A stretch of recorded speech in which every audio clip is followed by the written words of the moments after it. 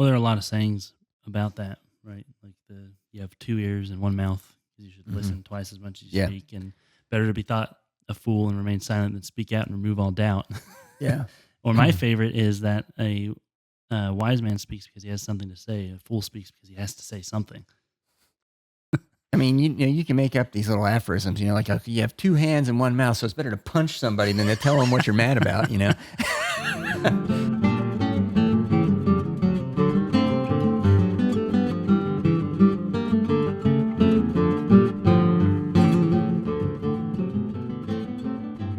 Welcome to Biblocus, where the Bible intersects with your life. I'm Timothy. And I'm Caleb. And you're listening to Bible Discussions, the forum where we explore biblical topics that are relevant to your life.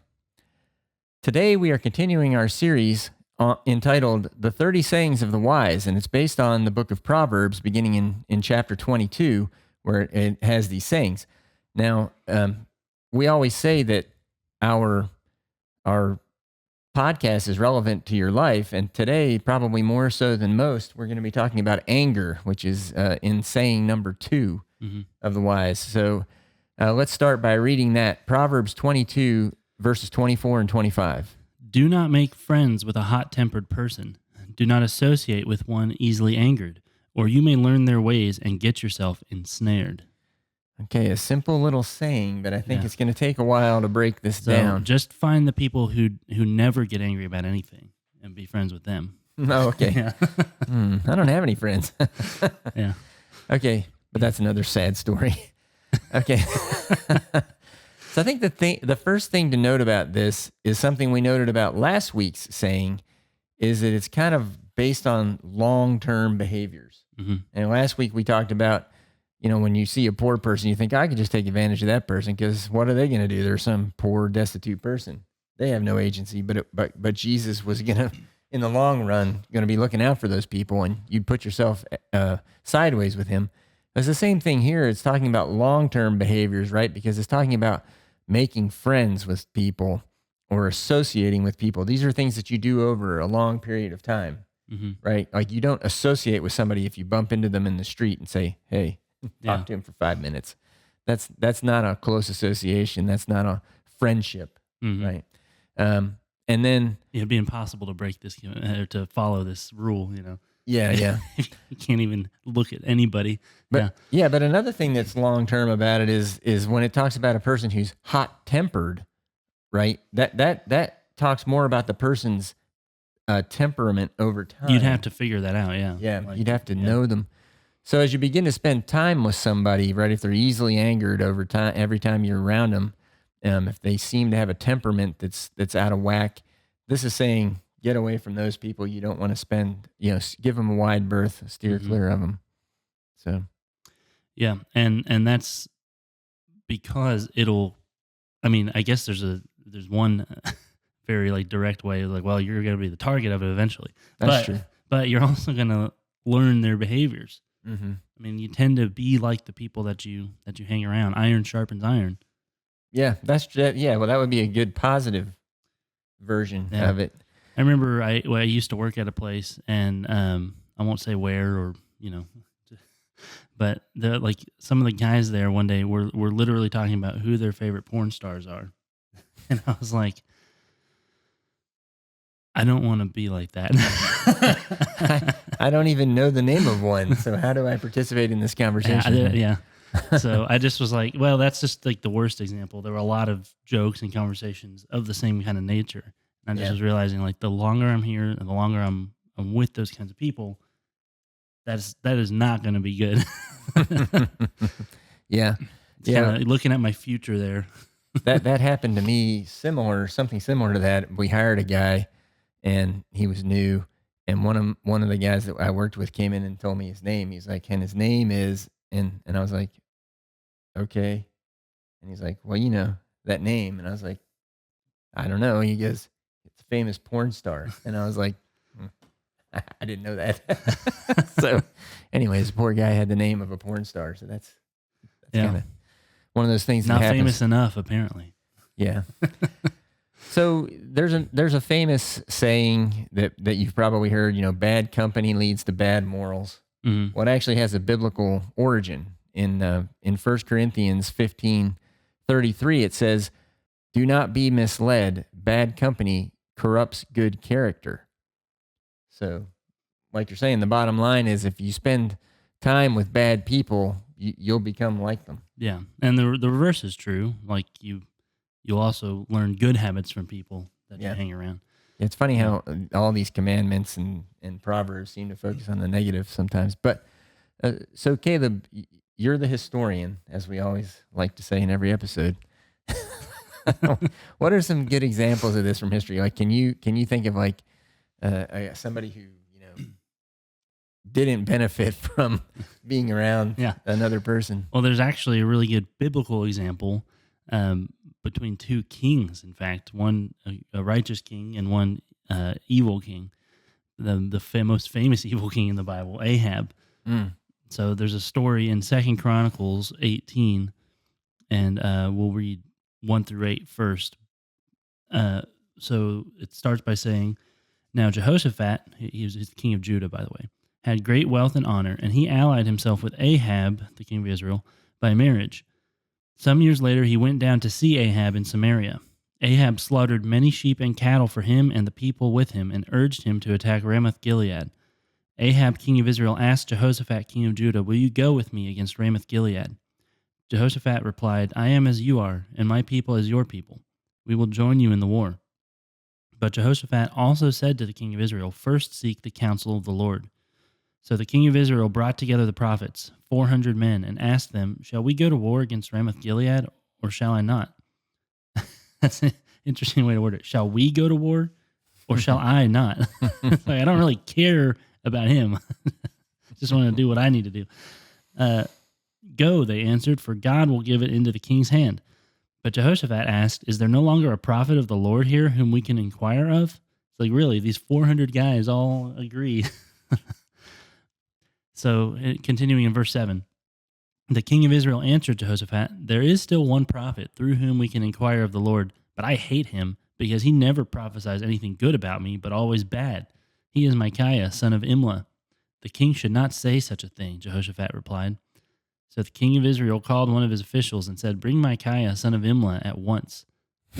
There's so many bad things you could say about the warning signs. It's like big giant red flags being waved everywhere.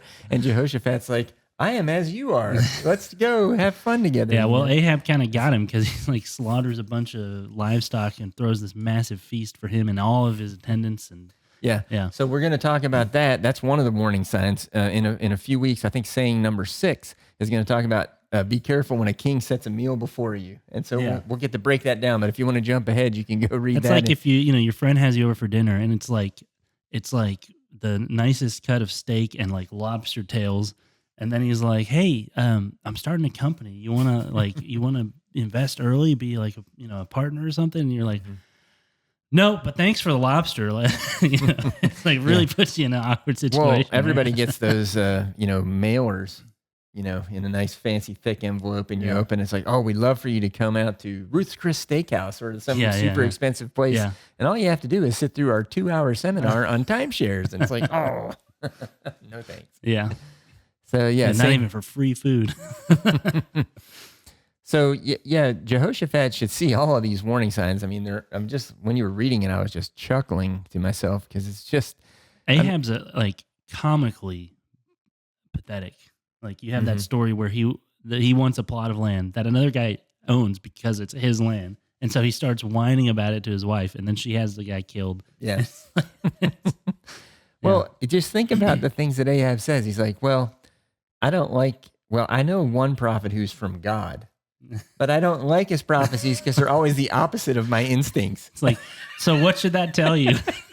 It's like that joke about the guy who he's on his way home from work and his wife calls him, "Honey, be careful. There's a maniac driving the wrong way on the interstate." He goes, "I gotta go because it's not just one. There's hundreds of them."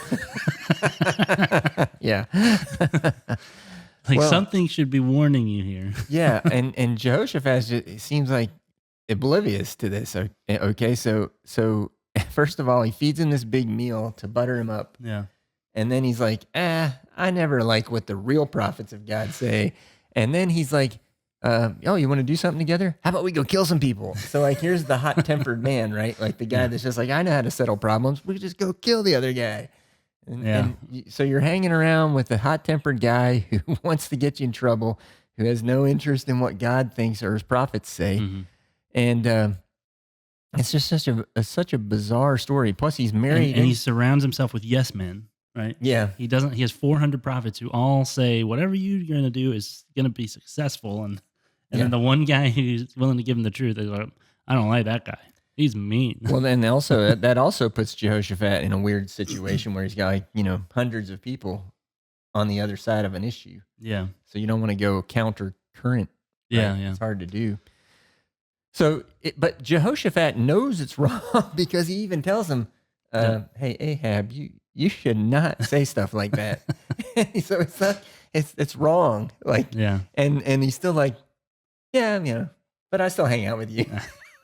It almost sounds like two 8th graders, and it's like one is like he's been sheltered, homeschooled in a Christian household until now, and then the other guy is like a latchkey kid or something, and it's like this is his first real friend that he's had who's just totally different, and he's like, you shouldn't say things like that, and that kid's like, why? This is just obviously what I want to do, and that's all that matters. Pulls a sandwich bag out of his pocket with joints rolled up in it and stuff. You know, the 8th grade it really, dilemma. Yeah, it really reads like that kind of a, because that's the emotional maturity Ahab's dealing with, maybe. So speaking of putting a meal before people, we've set the table so far on this story, right? We got Jehoshaphat, he's like a fish out of water sitting around with hundreds of people who are idiots, right?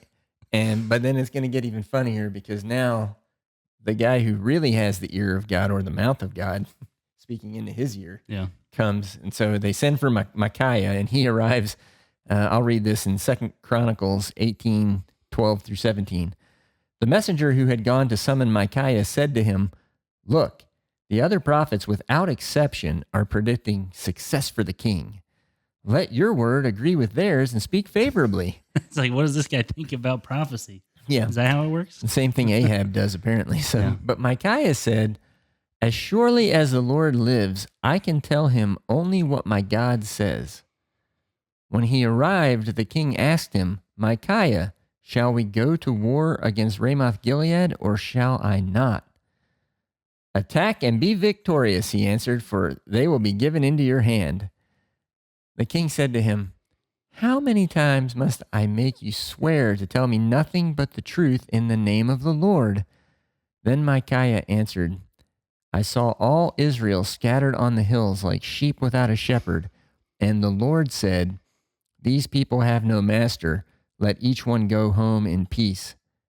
The king of Israel said to Jehoshaphat, "Didn't I tell you that he never prophesies anything good about me, but only bad?" Okay, so you may be wondering a little bit, like, why did Micaiah just come out and lie at first? But, obviously he's being sarcastic. Mm-hmm. How do you know he's being sarcastic? Because he doesn't say, "This is what the Lord says. Yeah. Go out and do this." And so the king knows he's doing it tongue in cheek because he's not saying, "Here are the Lord's words." Yeah, they always say, this is, thus saith the Lord or something like that. Yeah, and so then he asks him, that's why in his question he says back to him, "Tell me nothing but the truth in the name of the Lord." Yeah. And then he says, "Oh, you want me to speak in the name of the Lord? Here you go." Mm-hmm. So yeah, just to clear that up, because we don't have prophets like this advising our kings and presidents and such anymore. So it's like kind of a foreign language to you if you're not familiar with it. Yeah. All right. So now you think Jehoshaphat's heard the word of the Lord, and he should know that this is a bad venture. Right. Yeah. I mean, everything's going to end in ruin, right? The true prophet of God has spoken. He's declared the death of the king. But then Jehoshaphat, I guess inexplicably, this is what happens next. Jehoshaphat decides to go with Ahab anyway. So you want to read that? 2 Chronicles 18:28-34. So the king of Israel and Jehoshaphat, king of Judah, went up to Ramoth Gilead. The king of Israel, that's Ahab, said to Jehoshaphat, "I will enter the battle in disguise, but you wear your royal robes." So the king of Israel disguised himself and went into battle. Now the king of Aram had ordered his chariot commanders, "Do not fight with anyone, small or great, except the king of Israel."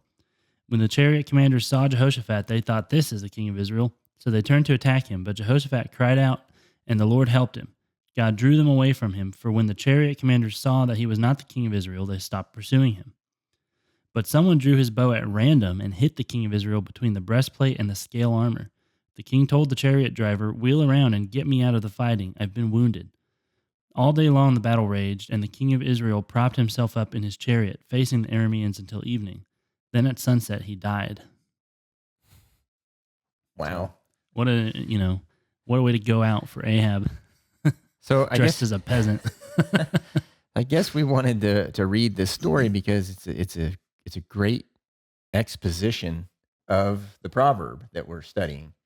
Bad company leads to bad decisions and bad outcomes. Yeah.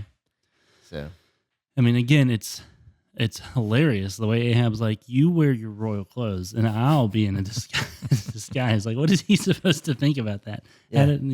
Well, that makes me think of another famous modern saying that we have is like, "With friends like you, who needs enemies?" Yeah. It's like, "Oh, don't worry, you'll have tons of enemies if you listen to me too. They all think you're me." Yeah. So if anybody ever needed to listen to Biblocus, it's Jehoshaphat. Right. Yeah, if he'd have listened to that morning, he'd have been listening to this episode. He'd be like, "Oh, wait a second, I probably shouldn't go."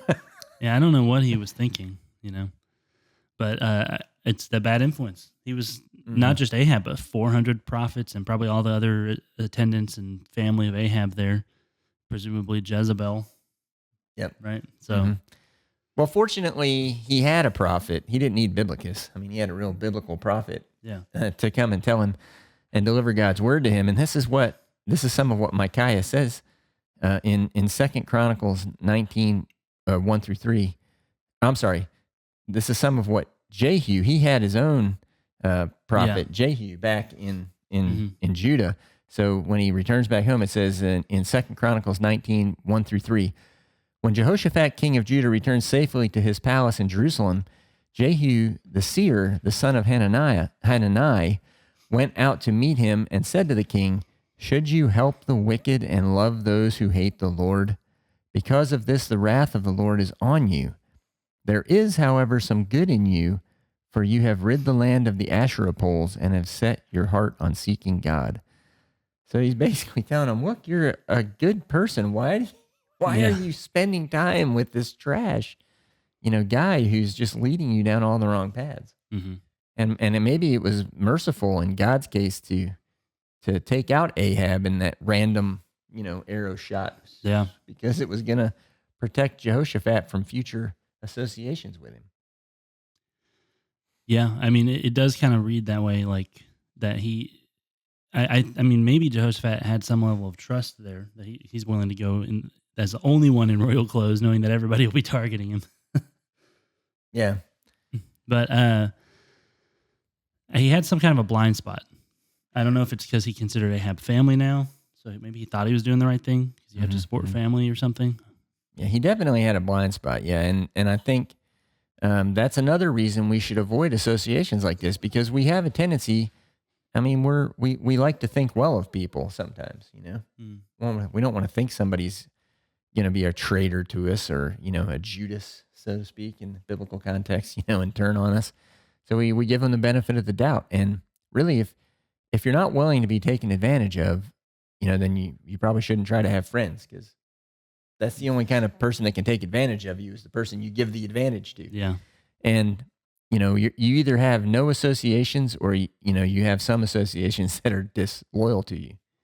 Mm-hmm. But we like to think and give everybody credit until they do it to us, until they stab us in the back. Mm-hmm. None of us want to see the worst in our friends. And so off we go to war, like Jehoshaphat. "Yeah, I'll go with you." Next thing you know, you're on your way to jail. Yeah. So, yeah, I mean, there's other examples we can pull out from history too. Like you just mentioned, stabbing somebody in the back. Think about like Caesar. yeah. Et tu, Brute. Brutus, and everybody. And every time there's like a strong warmongering kind of dictator like that, there's always like this circle of potential assassins around. Like everybody around him is ready to kill him and take his power. You have assassination attempts on Hitler and Napoleon, Mhm. and pretty much anybody who's in that position. Or Or actually, Stalin famously would pretend to have like a mental breakdown just to see who tried to step in and fill the power vacuum, and then he'd kill him. oh really? Yeah. Well, I know, like with the Tsar Nicholas and Rasputin. Rasputin actually was assassinated because of the associations he had with the king. Barely. And people were suspect of him, and thought he had this evil influence over the king. Yeah. So, Yeah. I mean, especially at these high levels of power, it's just like a magnet for terrible people.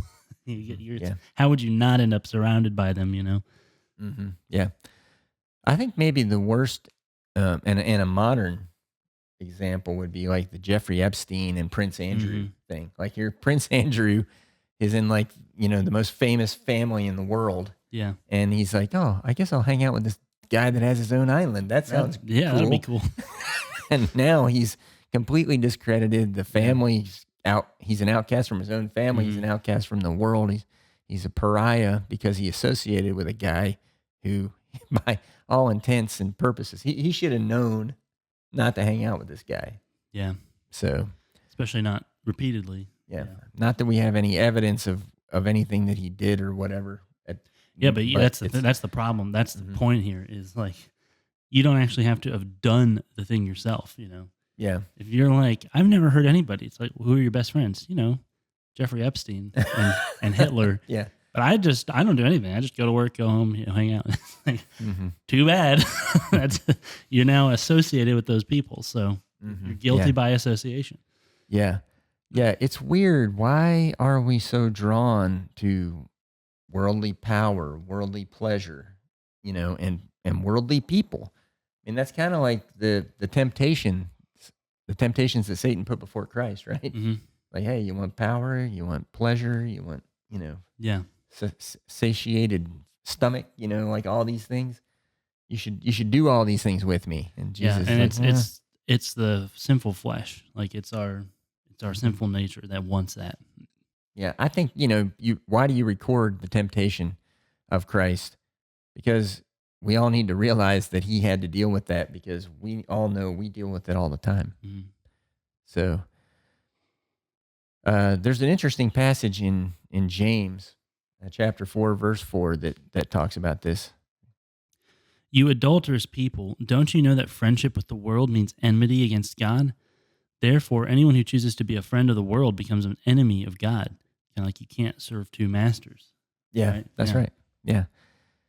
Yeah. Why do we want to be friends with corrupt people? It's kind of like, why, Jehoshaphat, why are you going out with Ahab? Like, what are you doing? But it's weird because in the Christian context, we're called to minister to the people of the world. Mm-hmm. And so it's tough to square these two concepts, like the one in Proverbs telling you don't associate with those people. This idea in James 4 that if you're friends with the world, you're at enmity with God.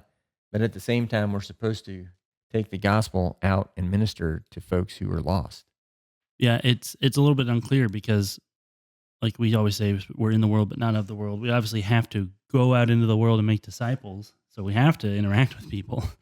But so what's the deal here, right? I think what does friendship with the world mean? It's kind of like, who are you communing with would be a good way of putting it. Mm-hmm. Paul talks about this in 1 Corinthians 5, where he's dealing with a case of sexual immorality in the church in Corinth. And I find that one of the more interesting parts of the whole epistles, all of the letters. But he talks about how, because there's this guy who's been doing this thing, and they've brought it up to him, and he won't stop, and it's public knowledge, and so he says in 1 Corinthians 5:6, a little bit of yeast leavens the whole batch, and then later he says, within this context of a believer who's been committing an open sin everybody knows about, and he's saying, and that he's already been talked to and encouraged to stop, and he's rejected, he's unrepentant. He says, don't even eat with such people, right? Yeah. So it's different from, because in the same book in 1 Corinthians, he talks about eating food that's been sacrificed to idols. This was a question they had in Corinth. Can I eat with my neighbor who's a pagan because I need to have that relationship with him if I'm to reach out to him? But then the meat that we're eating has probably been sacrificed to a false god. And Right. Paul talks about this context. So obviously he's okay with going out to an unbeliever to try to build a bridge there. But he's saying don't somebody who's being false, right? Like at least the pagan is like, yeah, your God died on a cross. That's dumb. That's pathetic. Why would I worship that guy? He's not pretending to be a Christian. But somebody who's false about it is trying to serve two masters, like we were talking about. Mm-hmm. Well, in the context of James, I mean, he talks about having a double tongue.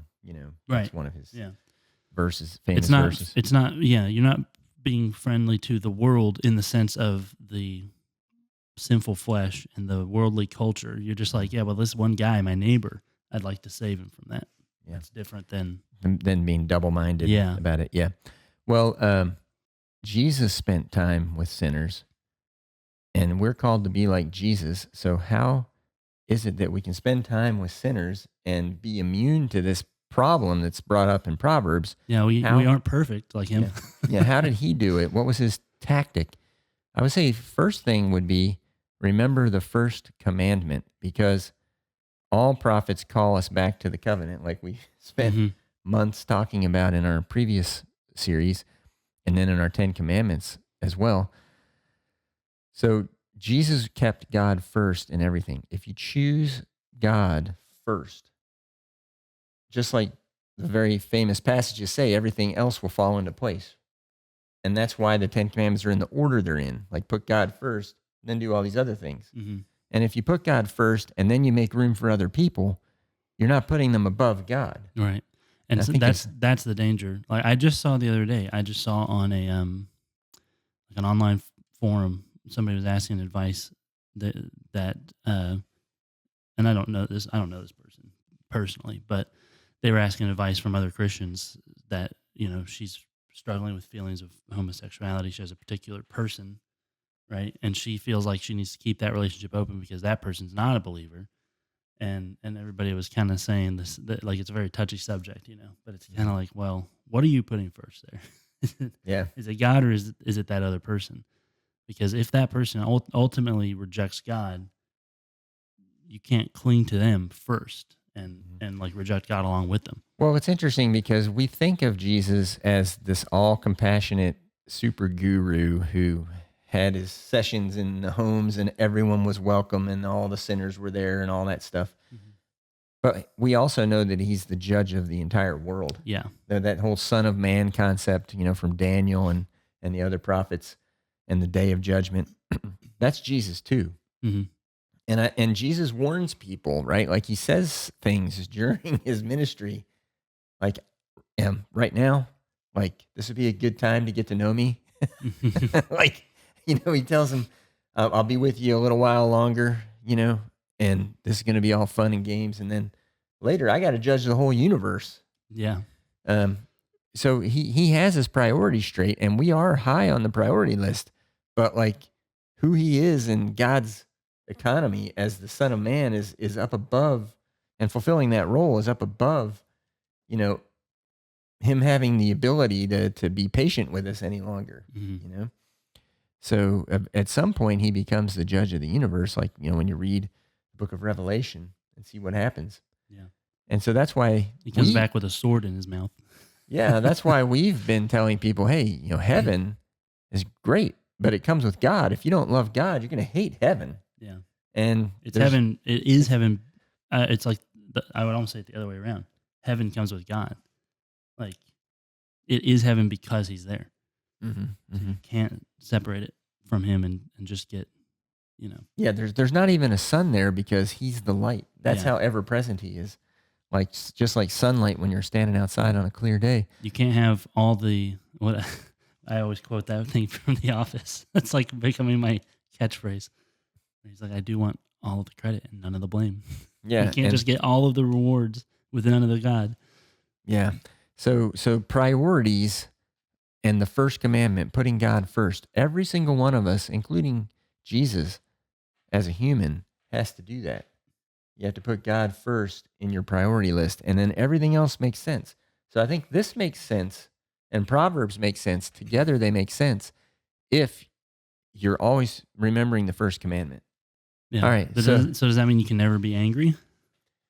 Well, the other half of this passage is all about anger, right? Yeah. So if we've been talking about the associations so far, but we need to jump into the anger side of this.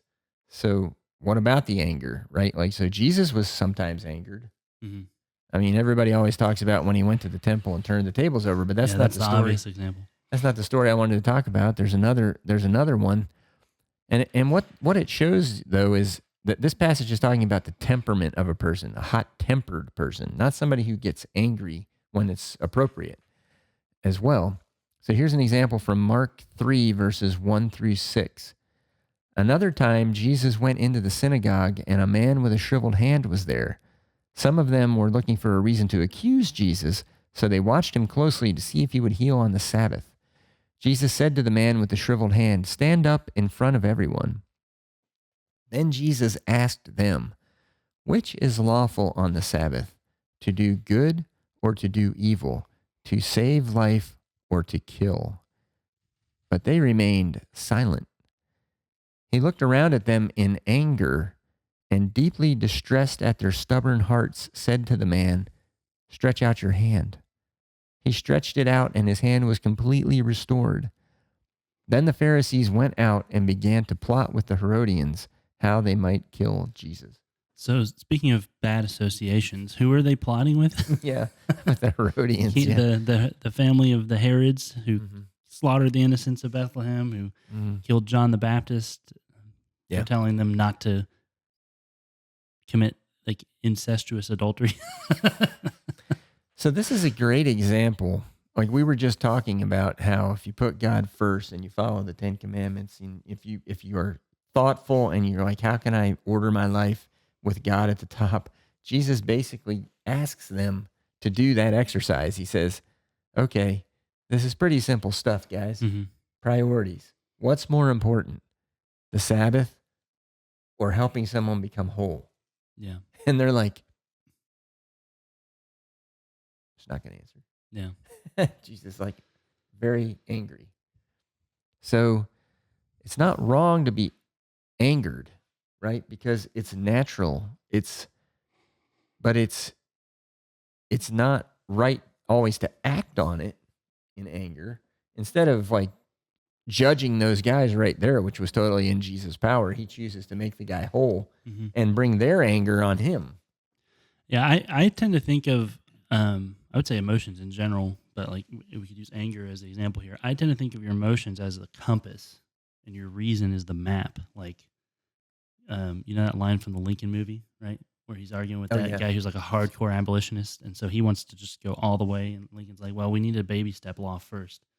And the guy's like, oh, the people have no moral compass. And Lincoln goes, interesting thing about compass is that it only tells you what direction north is. It doesn't tell you if you're about to fall into a bog or off a cliff or anything along the way. Maybe you need to go west a few hundred miles first. And it's like, I tend to think of it that way. Like your emotions tend to point in the right direction.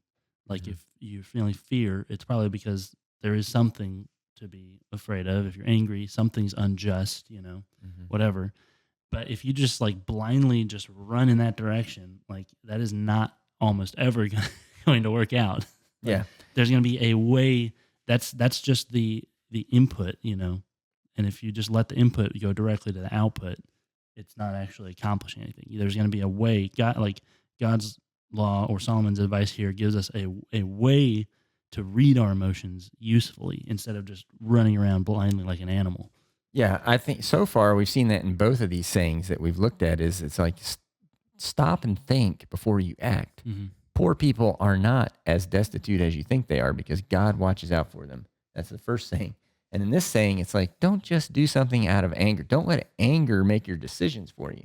It's fine if you're angry, but then go, okay, why am I angry? What's going on? How do I keep God at the top here? And what would he do? Kind of like stop and think about it and then act. Mm-hmm. I think is what it's calling us to do, right? Yeah.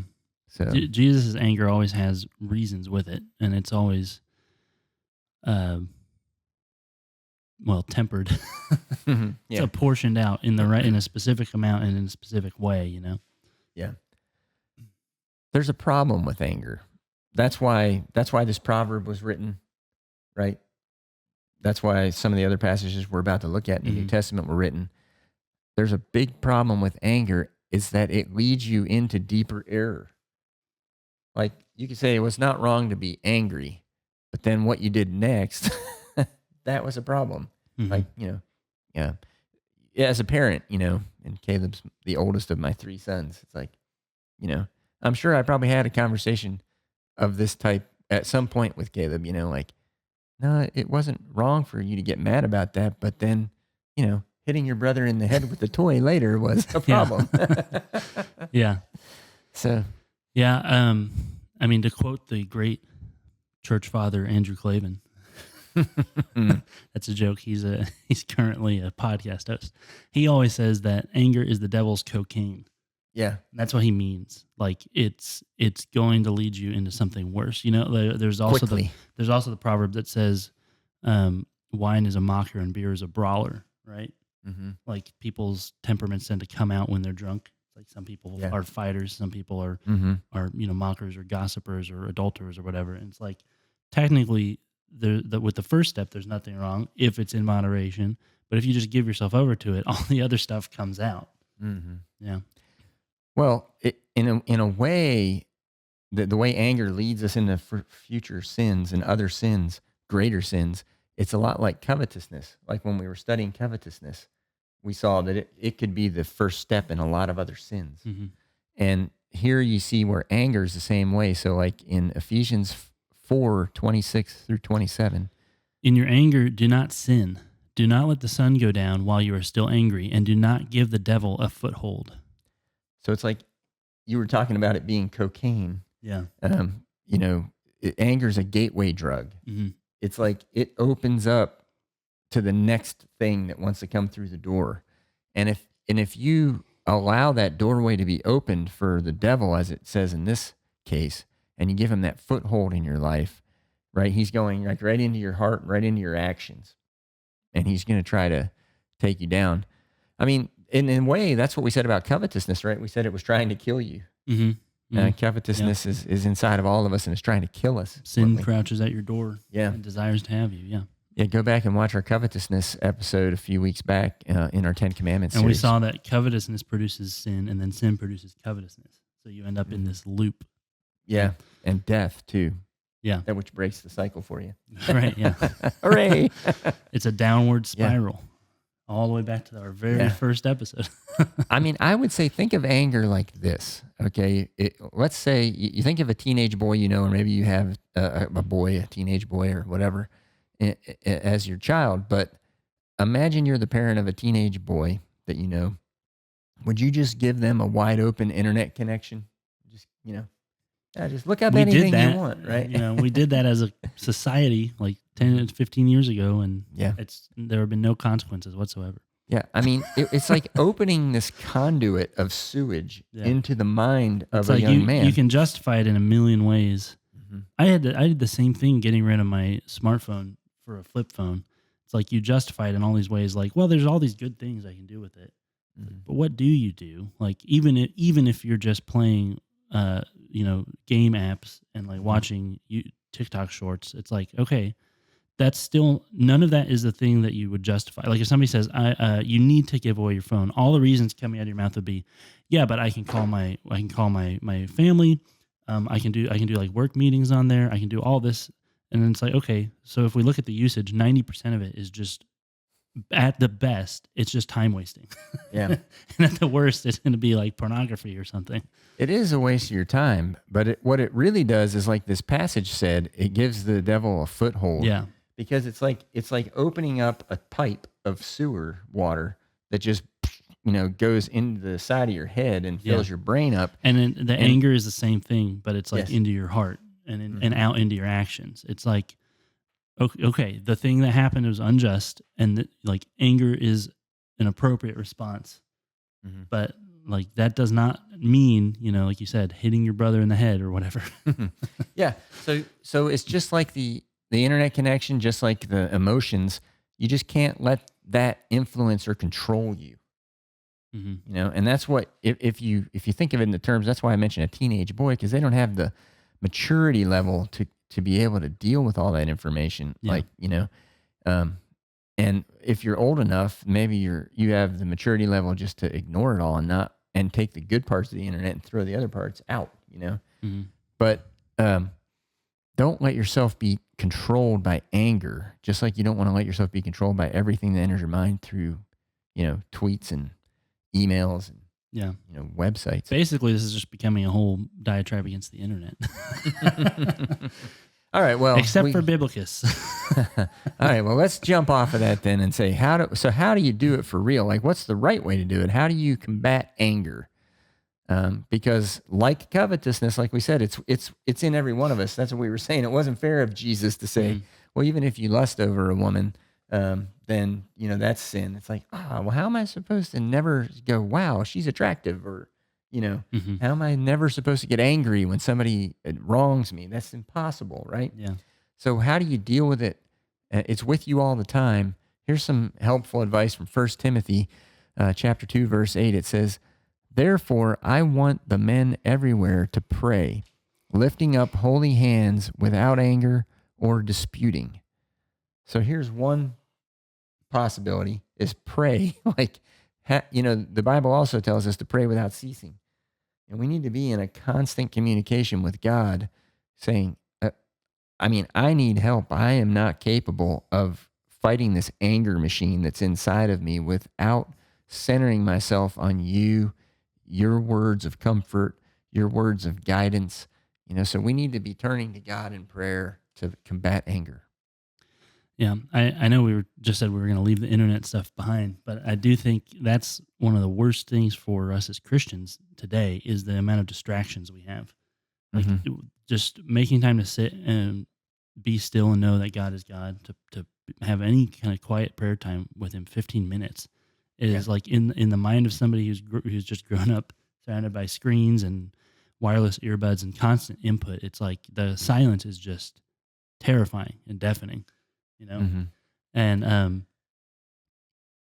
I mean, even the way that we pray now is becoming taken. Like the number one app in the world now is Hallow, the Catholic prayer app. I mean, I'd rather it be that than TikTok or Pornhub, but it's like, do we really need that to pray? People have been doing it for 2,000 years, actually a lot longer than that, you know, for Right. people have been doing it for thousands of years just quietly by themselves. And even if you need, you know, like an assistance of some sort, there are prayer books, there are, you know, human beings. Like there are other ways that you could pray There than is a on good a use for screen. a friend. Yeah. No, but that's not a bad influence. Yeah. Yeah. So I think so. I think it's probably different for every person, just like different people learn different ways. Different people Yeah. I'm not control their yeah. anger in different ways. So Yeah. like a couple of things you mentioned. One was you were saying getting quiet. Like quieting your mind is probably really helpful for a lot of people. There's probably other people who they don't need to be quiet in their mind. They need to find something else to go do that they can lose themselves in, right? That takes them out of the thoughts of their mind. You know? Yeah. I don't. So It's an overgeneralization. yeah. No, I But just and it's certainly a good thing that we're taking the technology and doing something faithful with it. mm-hmm, But I do think mm-hmm. it's something we should think about. Is like, are we actually being still, or is the way that we pray? Do we always have to be playing? It's like, well, I can't do it. I got to play some Christian music now because now it's like the Bible and prayer time, or I have to, you know, play a church service on YouTube, or I have to do the lo-fi, you know, where it's like instrumental or like choral music that you do something to. Not that those things are bad, but if you can never be silent, never be still, there's something wrong. Well, think about Jesus. I mean, it's always good to look at his example, and he practiced prayer all the time. So you go back and just read through the Gospels and see all the times that it says, Put like a sticky note every time that he says he went off to pray. Yeah, he like went in the off to woods pray. somewhere. yeah, and he does that fairly frequently. And why? Why is he doing that? Because I mean, we just read an encounter he had where it said, well, the people he was dealing with went off and started to plot how to kill him. Yeah. Okay, so he has to get away and talk to God and say, all right, what's my next move? Like, because my gut instinct would be, I control lightning, and James and John were telling me that we can use it for stuff, like, you know what I mean? So instead he was like, okay, James and John are my friends, but hey, they're hot-tempered men. So according to the Proverbs, I shouldn't just hang out with them all the time. So, sons of thunder over there. So he goes off and talks to God and says, I need you to center me here. Yeah. Speaking of prayer here, I wanted to read this advice from Evagrius, who's like I think 4th century. He's a 4th century lay theologian who lived in Asia Minor, Turkey today. And he says, the most fierce passion is anger. At the time of prayer, it seizes the mind and flashes the picture of the offensive person before one's eyes. And I thought that was really interesting. I was looking up for things that different church fathers and different preachers have said about anger. And I thought that was really interesting. It hits on this verse here, right, where it contrasts praying to anger or disputing. It also made me think actually of 1 Peter 3 in the advice for husbands and wives. It tells husbands to respect their wives so that their prayers won't be hindered. And then think of the advice that Jesus gives on how to pray when he teaches the Lord's Prayer. And he says, forgive us as we forgive others, right? Or when he says, with what measure you judge, it will be measured to you. Like if you can't let go of the anger, if you can't show mercy, you can't forgive somebody, then how are you going to be forgiven? If your standard for dealing with the world is everybody's got to meet my standards or else, it's like, okay. Yeah. I mean, there's no way to do it without God's help. So that's why it's in us all. We can all be taken captive by anger. So we have to have a strategy to deal with it. And that strategy appears to be prayer. Mm-hmm. Yeah. And then I was also going to share Evagrius' advice for how to deal with anger. He says, turbid anger is calmed by the singing of psalms, by patience and almsgiving. And I just thought, like, I have not been to an anger management class, but I would like to know how many of them advise reading the Psalms and giving money to the poor as treatment. That's funny when you were thinking of that. I don't know why this came to my mind, but I was thinking of the David Lipscomb, the theologian who founded Lipscomb University, where I actually got my master's degree. But apparently there's a little folklore about him where he was thinking about cutting his contribution to the church. Mm-hmm. He thought, I think I'm giving too much. I got to reduce it. And then he said, no, that's crazy. I don't need to reduce what I'm giving to God. So he said, I'm going to double it. And if I ever think about cutting it again, I'm going to double it again. So he doubled it, his almsgiving. And then he never considered lowering it ever again in his life. So that's kind of funny. That's how his approach. You could kind of maybe take that extreme and approach to anger, to come up with some kind of leverage. It would be pretty hard to be angry as you're practicing the humility of reading the Psalms or the generosity of giving to someone in need. Like, it's really hard to just be angry as that's what you're focused on doing. So it is an antidote. It does take over the focus of our lives. So James weighs in again on this in James 1, verses 19 through 21, which says, my dear brothers and sisters, take note of this. Everyone should be quick to listen, slow to speak, and slow to become angry, because human anger does not produce the righteousness that God desires. Therefore, get rid of all moral filth and the evil that is so prevalent, and humbly accept the word planted in you, which can save you. So it's just like prayer here, he's at the very end there, he's talking about the word of God being planted in you, and that kind of brings up the idea of it's planted in you so it can bear fruit. And it's not going to bear as much fruit if it's surrounded by weeds and filth like anger and other, things in your heart that are going to choke out the righteousness. Yeah. So kind of planting God's word in your heart can protect you from things like anger. Know what he says in verse 20. He says, human anger does not produce the righteousness that God desires. Right? Oh, Contrasting that with God. We know God can be angry. I mean, God's wrath is a constant theme. We see Jesus. Yes. It specifically said that he was angry in that passage from Mark. Our anger is coming from something different. There's such a thing as a righteous anger, as a godly anger.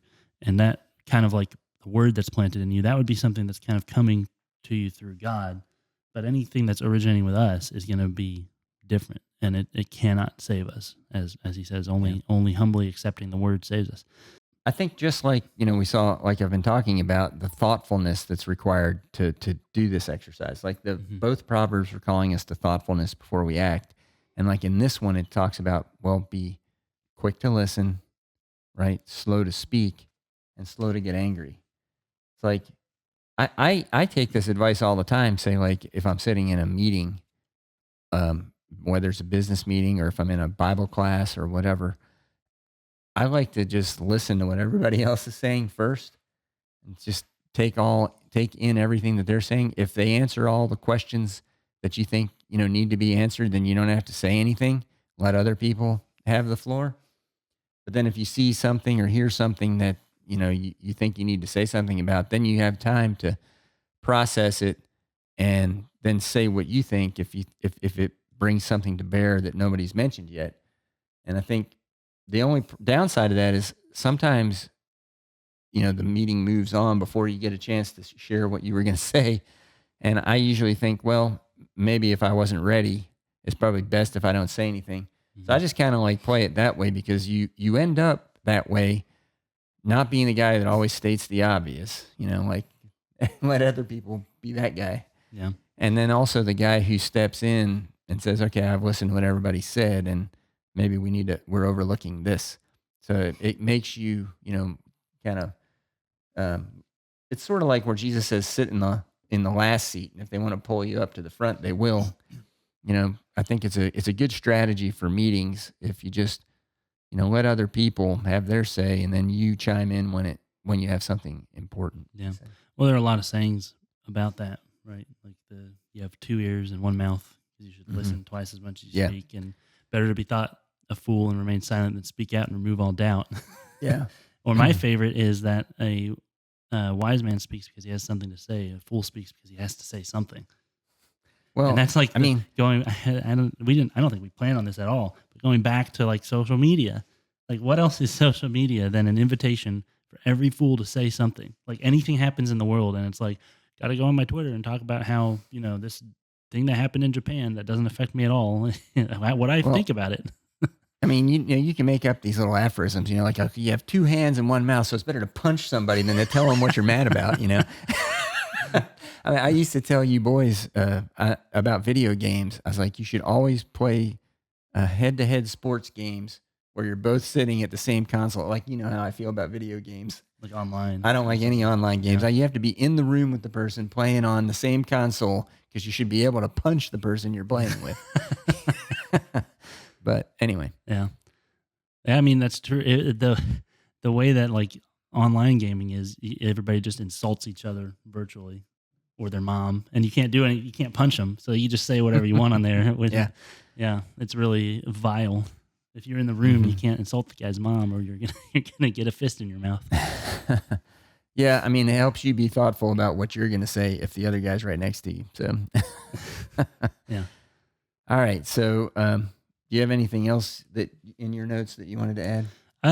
I did have from John Chrysostom. I won't read the whole thing, but I think the last line really sums it up. He says, "No matter how just your words may be, when you speak with anger, you ruin all." It's like, so basically, you could be right and you're still wrong. So, like I said, so far we've seen that these sayings of the wise are trying to get us to think outside the moment, right? Think beyond the current moment. Like anger, it's like, I'm going to act right now. No, well, don't. Like, wait and think about it first. Mm-hmm. And the first one we've already talked about, if you see a poor person, I can easily take advantage of them. Don't, because they may have agency you don't understand. So these are things like, think about what you're doing. Yeah, like their son could be the attorney general. Oh yeah, like we said in the last one. Yeah, if you didn't see that was pretty funny. All right, so the wise words takeaway for this week is: bad habits bind you to the world and break your communion with God. Yeah, and I didn't see this coming at all. I don't know about you. It really feels like we naturally went hard into like the internet and social media kind of aspects of it, and those habits, I think, really make sense. Like that's what distracts most of us from prayer nowadays is being on our devices of some sort. And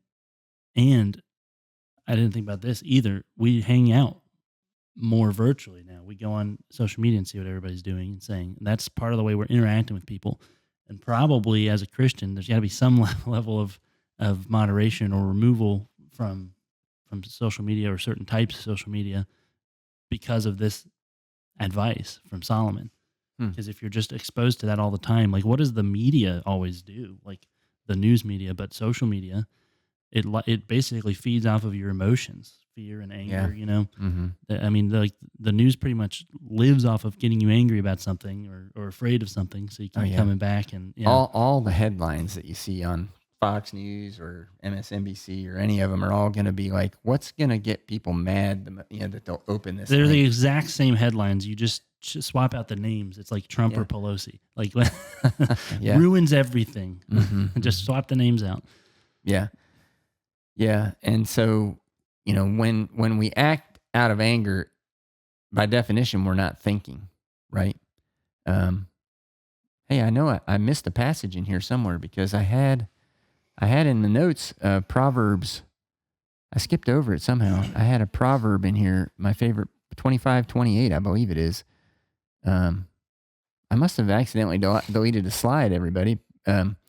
Proverbs 25:28 says, like a city whose walls are broken down is a man without self-control. Oh, yeah, something to that extent. Because everyone can come in or anything can come in.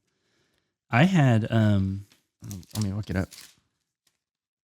I had Proverbs 13:20. Whoever walks with the wise becomes wise, but the companion of fools will suffer harm. That's pretty much like the same advice. Yeah. So Proverbs 25:28 says, like a city whose walls are broken down is a man who lacks self-control.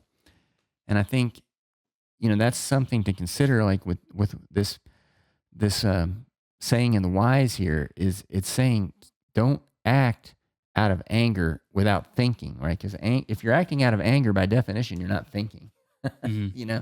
There's more ways to get drunk than on alcohol. Yeah. You can lose your sobriety, because of anger, and lose your mind, right? And so being sober-minded just means that you're thinking straight, which is what these Proverbs are calling us to.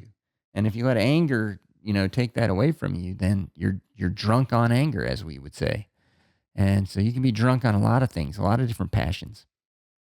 That's where a lot of children have come from, of people getting drunk on passions. Yeah, what does that Rich Mullins song say? Forged in the fires of human passion, choking on the fumes of selfish rage. So there's lots of bad decisions people make. I'm not saying that they can't be recovered, but you make bad decisions because you're not thinking. And so we give control of our actions to our passions rather to our self-control. And so if we want to be in communion with God and others, right, we need to avoid anger and keep our self-control. Yeah. And so, we always encourage everybody to join a community of people who will help you, in these endeavors. And so in this case, if you want to learn how to control your anger, then you should probably join a local church and be with a group of people who want to help you with that, right? People who can teach you how to keep self-control and to keep your anger from controlling your life. Yeah. There's also counseling, but like we saw before, how many, like if you have a non-Christian counselor, they're not necessarily going to encourage you to take Evagrius's advice, read the Psalms and pray. That's how you combat anger, Yeah. He's Caleb and I'm Timothy. And thank you for listening to Bible discussions on Biblocus, where the Bible intersects with your life. Please consider subscribing to our channel to help support our efforts. All scripture quotations, unless otherwise indicated, are taken from the Holy Bible, New International Version, NIV, copyright by Biblica Inc., used by permission of Zondervan, all rights reserved. This program is copyright 2025 by Timothy Klingerman. God bless all of you.